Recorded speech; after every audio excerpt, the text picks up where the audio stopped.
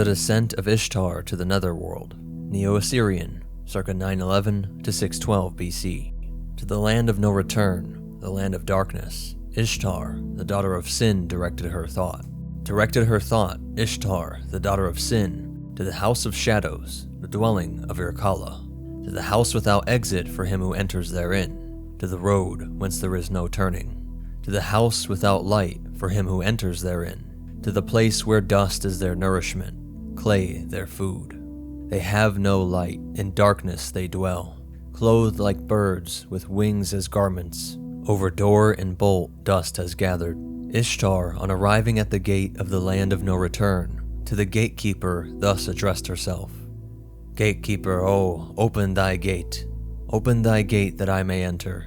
If thou openest not the gate to let me enter, I will break the door, I will wrench the lock, I will smash the doorposts, I will force the doors, I will bring up the dead to eat the living, and the dead will outnumber the living. The gatekeeper opened his mouth and spoke to the lady Ishtar.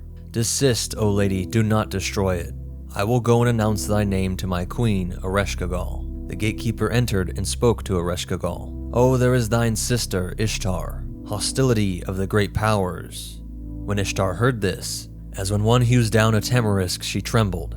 As when one cuts a reed, she shook. What has moved her heart, intellect? What has stirred her liver, emotion? Oh there, does this one wish to dwell with me? To eat clay as food, to drink dust as wine? I weep for the men who have left their wives.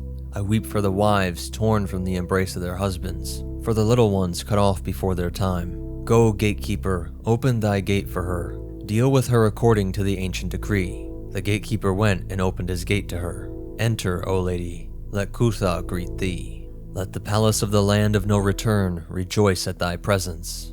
He bade her to enter the first gate, which he opened wide, and he took the large crown off her head. Why, O gatekeeper, dost thou remove the large crown off my head? Enter, O lady, such are the decrees of Ereshkigal. The second gate he bade her to enter, opening it wide, and removed her earrings. Why, O gatekeeper, dost thou remove my earrings?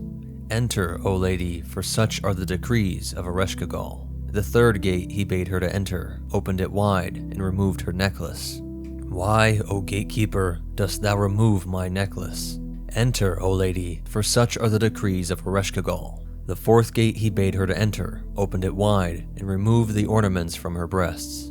Why, O gatekeeper, dost thou remove the ornaments from my breast?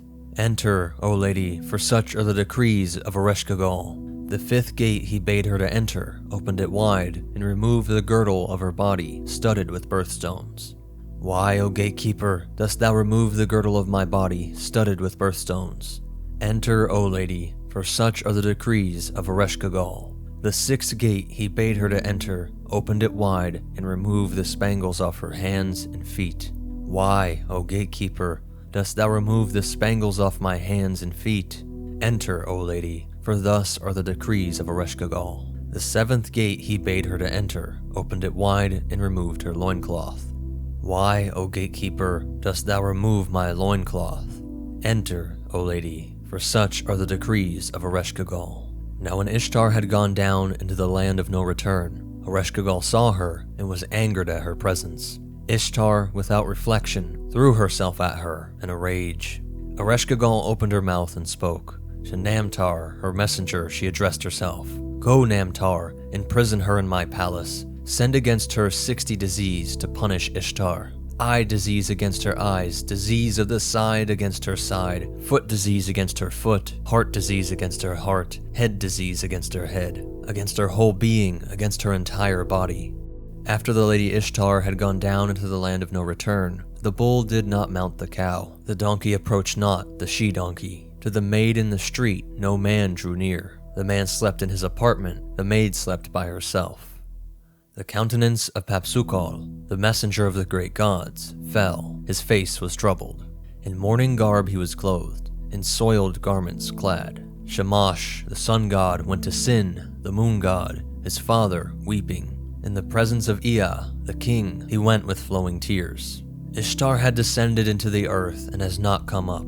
The bull does not mount the cow, the donkey does not approach the she-donkey. The man does not approach the maid in the street. The man sleeps in his apartment. The maid sleeps by herself. Ea, in the wisdom of his heart, formed a being. He formed Ashushu-Namir, the eunuch. Go, Ashushu-Namir, to the land of no return direct thy face. The 7 gates of the land without return be open before thee.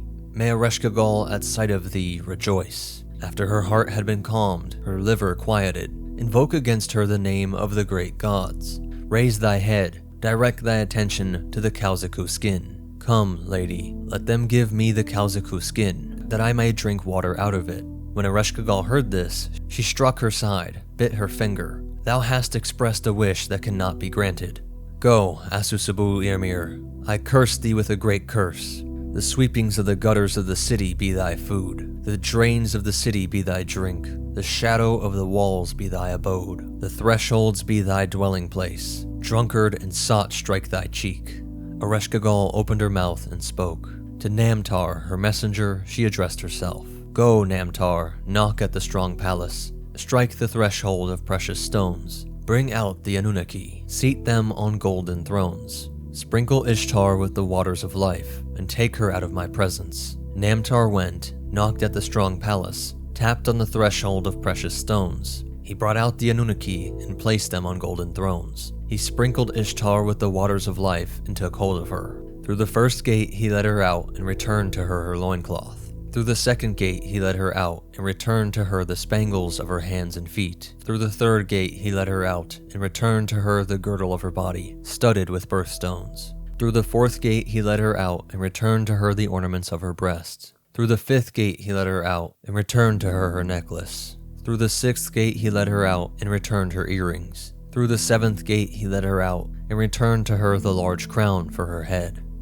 To the one who begs for release of a dear one from the portals of the lower world, if she, Ishtar, will not grant thee her release, to Tammuz, the lover of her youth, pour out pure waters, pour out fine oil, with a festival garment deck him, that he may play on the flute of lapis lazuli, that the votaries may cheer his liver, his spirit. Belili, sister of Tammuz, had gathered the treasure, with precious stones filled her bosom. When Belili heard the lament for her brother, she dropped her treasure. She scattered the precious stones before her. Oh, my only brother, do not let me perish. On the day when Tammuz plays the flute of his lapis lazuli, playing it for me with the porphyry ring. Together with him, play ye for me, ye weepers and lamenting women, that the dead may rise up and inhale the incense.